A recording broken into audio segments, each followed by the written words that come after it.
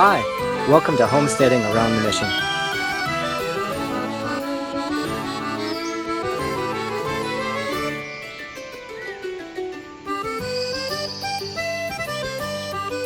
Hello again and welcome to Homesteading Around the Mission.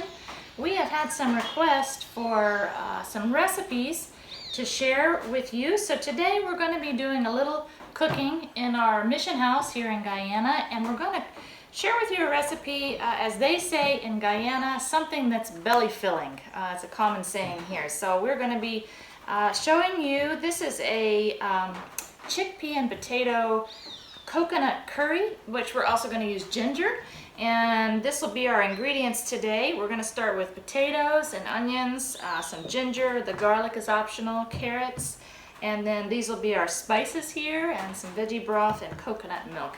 And I have already pre-cooked the chickpeas, so we're going to just put those in a little while, but you will need to have either canned chickpeas if you have them available. We only have dried beans here for the chickpeas. And so I've already pressure cooked these in my stovetop pressure cooker. So stay tuned and we're going to walk you through this recipe.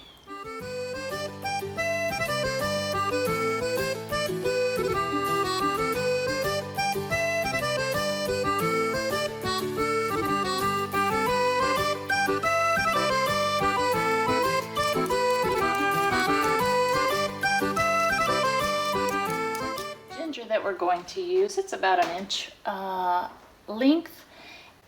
Sometimes I don't peel the ginger, but I am going to today. At our market that we purchased this at was pretty dirty, so we're going to use our peeler, and we're going to take the skin off. You could do this other ways, but I find the peeler is about the easiest to remove the skin on the ginger.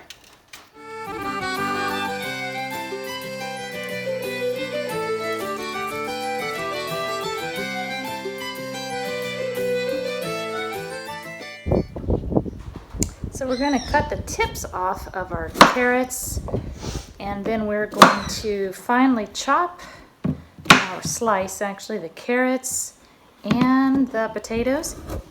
If you had a food processor, you could do your carrots in that. We do not, so we're just going to chop them.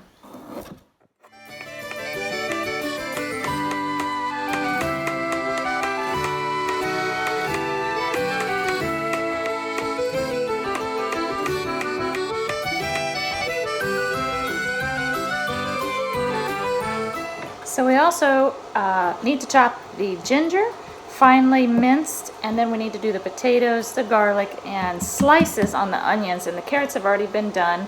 You can see the thickness on the carrots. And what I like to do for recipes that have a lot more parts to them, like this one does, it's a very simple recipe, but it has enough things in it that I like to have it all pre-chopped and prepared before I even start the stove or begin to put things on the eye, because that way it's all ready. And this one's so simple, it's easy enough to do everything quickly while you've got your cutting boards out, make one mess, and then begin at the stove.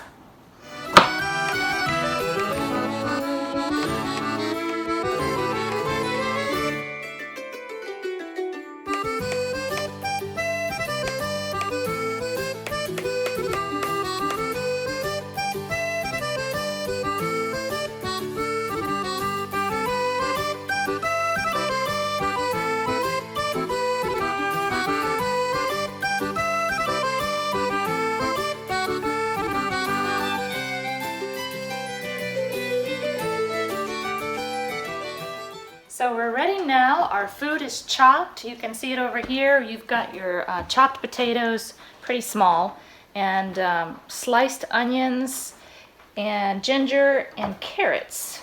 So these are the ingredients, and we're going to move over to the stove and get started on getting this going on the stove. So we've got our eye lit, and we're going to put our pot on our eye.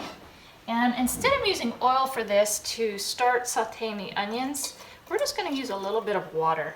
If you are trying to cut back on the oil in your diet, this is an excellent substitute, is you just use oil when you're sauteing, especially in recipes like this where these onions are going to cook later anyways in a broth.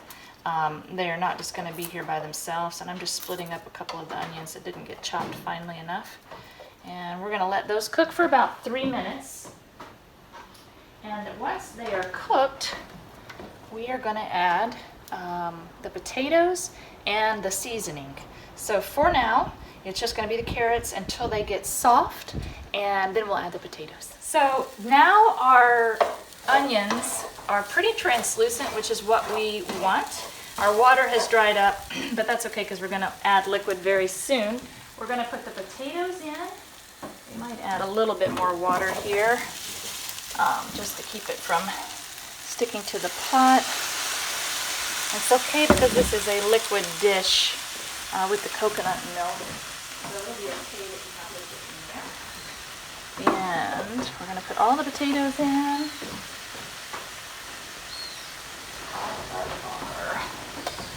Not the ginger yet. We're going to add that in just a little bit.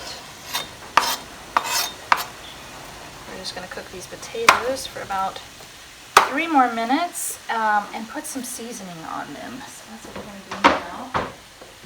The seasoning is one of the main seasonings that we use here in Guyana that we've noticed that a lot of people use for Guyanese cooking and especially East Indian cooking, which we have a large population of East Indian people here, and so we have a lot of Indian dishes that are made here. So we're going to use 2 teaspoons of curry, and we're going to put it right on top of the potatoes and the onions.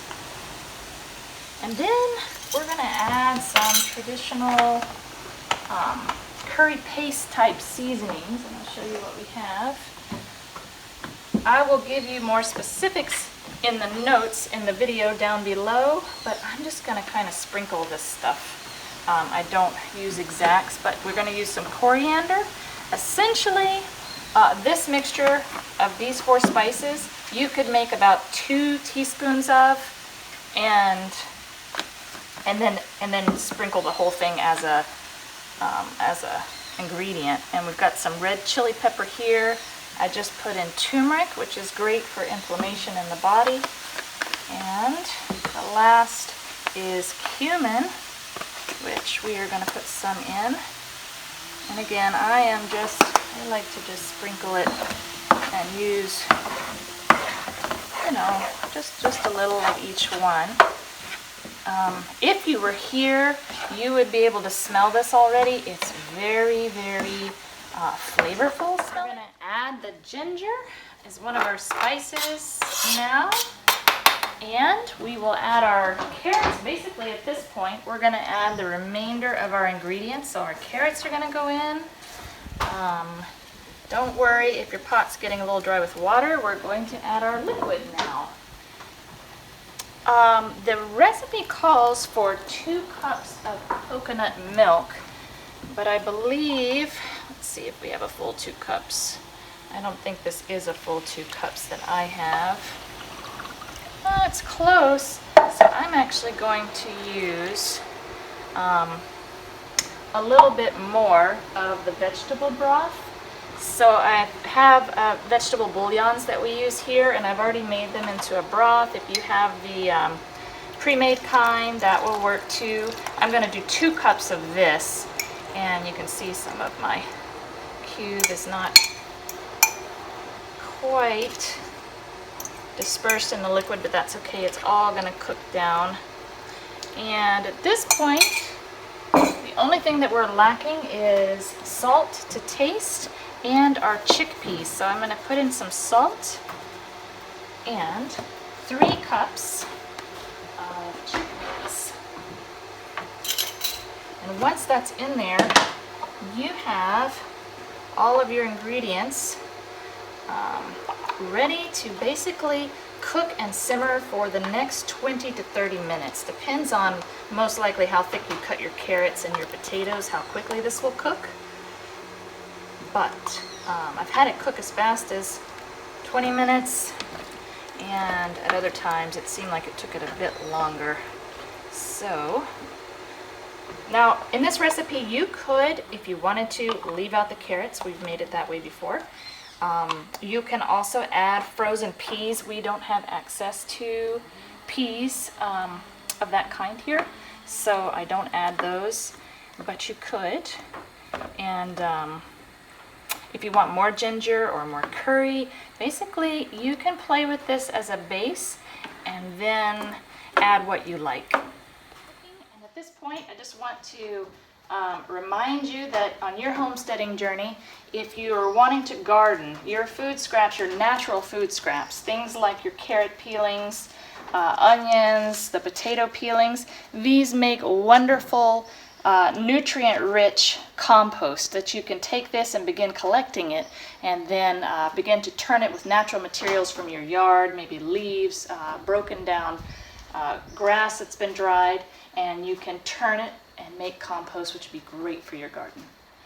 We have our dish. It's been going about 15 minutes. During that time, we have begun to, we actually didn't cook it. We reheated a pot of rice. But we want to share with you one of the things that we do is we will add a little bit of turmeric and curry powder to the rice, since this is kind of a Indian flavored dish, and it's going to give you a slightly orange colored rice to go with it, a curried rice.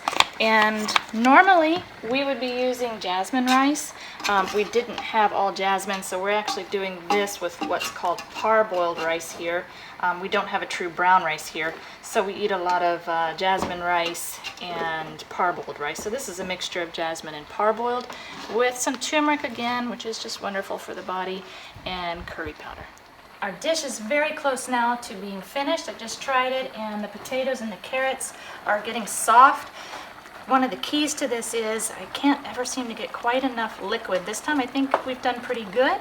We've got a good bit of liquid, but it's kind of watered down our seasoning. So if you get to the end of this and you think it needs more ginger, I'm just going to use some ground ginger and go ahead and add some more here because I think it needs a little more. Also, just as the Bible says, if salt has lost its saltiness, what good is it but to be trodden underfoot? It needs a little more salt.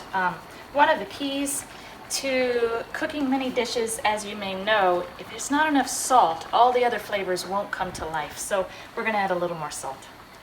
Until next time, we'll see you again on Homesteading Around the Mission. Bye!